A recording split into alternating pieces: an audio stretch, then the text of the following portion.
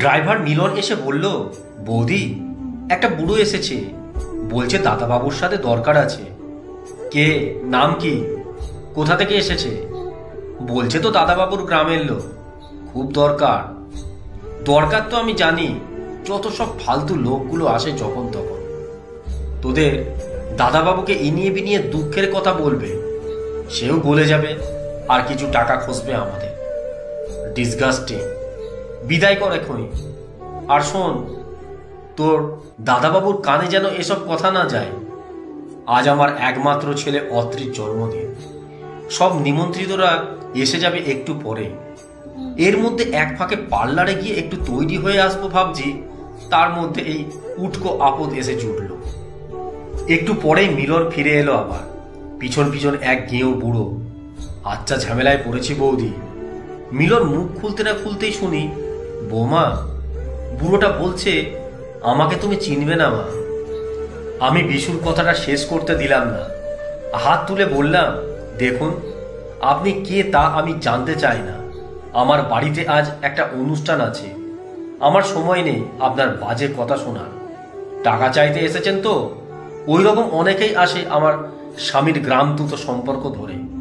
আপনি এখন আসুন। আমার স্বামী বাড়িতে নেই, অনেক দূর থেকে এসেছি মা, আমার বিশেষ দরকার। তাছাড়া বুড়ো হয়েছি, পথঘাট ঠাহর করতে পারবো না রাতে। বিশুর সাথে কাজের কথা সেরে কাল সকাল সকাল চলে যাব।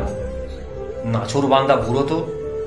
মিলনকে বললাম, একটা কাজ করো, সার্ভেন্টস কোয়ার্টারে আজকের রাতটা থাকতে দাও একে, কাল দেখা যাবে।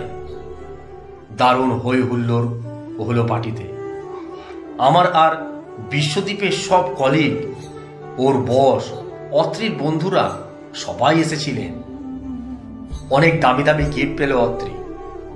সকালে ঘুম থেকে উঠতে একটু দেরি হয়ে গেল, অবশ্য অসুবিধা নেই তাতে। আজ সেকেন্ড স্যাটারডে, আমাদের তিনজনেরই ছুটি। মিনু চা নিয়ে এসে আমার হাতে একটা খাম ধরিয়ে দিল। কি এটা? ওই বুড়ো ভদ্রলোক দিয়ে গেছেন বৌদি, বলেছেন এটা আপনাকে দিয়ে দিতে। বাবা, ভদ্রলোক! মিনুর আধিক্যতা দেখো একবার। কি আছে এতে, দেখি তো খুলে। স্নেহের বৌমা, তুমি আমার স্বর্গীয় দাদা বৌদি রত্নদ্বীপ আর তৃপ্তি ভট্টাচার্যের একমাত্র ছেলে বিশ্বদ্বীপের বউ। দাদা বৌদি যখন গ্রামে এক অজানা রোগে মারা গেলেন, বিশুর তখন 6 মাস বয়স। আমার স্ত্রী সুধা ওকে বুকে তুলে নিল। আমি নিঃসন্তান। বিশুকেই নিজের ছেলের মতো বড় করলাম আমরা। গ্রামের পড়া শেষ করার পর কলকাতায় হোস্টেলে রেখে ওকে পড়ালাম। তখন থেকেই ও বিশেষ যেত না গ্রামে। আমি আসতাম, দরকার মতো টাকা পয়সা দিয়ে যেতাম।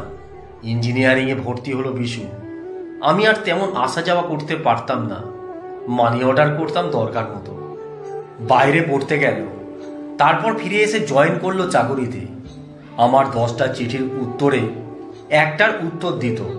বুঝতাম কাজের চাপ, তাও আশায় ছিলাম একবারের জন্য যদি বুড়ো কাকা কাকিমাকে এসে দেখে যায়। একদিন একটা পোস্ট কার্ড পাঠালো বিশু, তোমাদের বিয়ের খবর জানিয়ে। মনকে সান্ত্বনা দিলাম, অন্তত খবরটুকু তো দিয়েছে। তারপর আর কোনো খবর পায়নি। সুধা শয্যাশায়ী, ডাক্তার জবাব দিয়ে দিয়েছেন।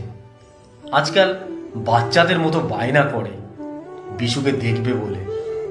কি করে পাই বিশুর ঠিকানা? কপাল ঠুকে ওই অফিসের ঠিকানায় চলে এলাম। ওখানে গিয়ে শুনি আজ বিশু অফিসেই আসেনি, বাড়িতে নাকি অনুষ্ঠান। রিসেপশনিস্ট মেয়েটিকে অনেক অনুরোধ করায় আমাকে এই ঠিকানাটা দিল। কিন্তু শুধুমাত্র সুধার কথা ভেবেই আসিনি আমি। আমার আর দাদার 10 বিঘা জমি ছিল গ্রামে। যা ফসল আর ফল পাকুড় হতো তা বিক্রির পয়সা ব্যাংকে জমা করতাম আমি।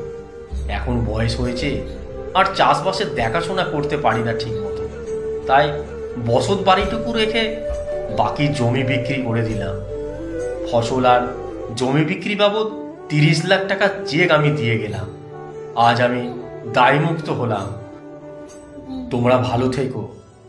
নাতিবাবুকে আমার আশীর্বাদ জানিও।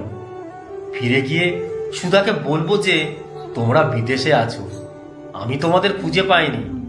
জানি খুব কাঁদবে। আমি চললাম, আর কোনোদিন আসবো না বিরক্ত করতে। বড় অহংকার ছিল আমার। সুন্দরী, উচ্চশিক্ষিতা, বড় সুচাকুরে পার্টিতে গেলে আমার সান্নিধ্য পেতে কত পুরুষ লালায়িত থাকে। আজ ওই বৃদ্ধ মানুষটি এক লহমায় আমার সব অহংকারকে গুঁড়িয়ে দিয়ে গেল।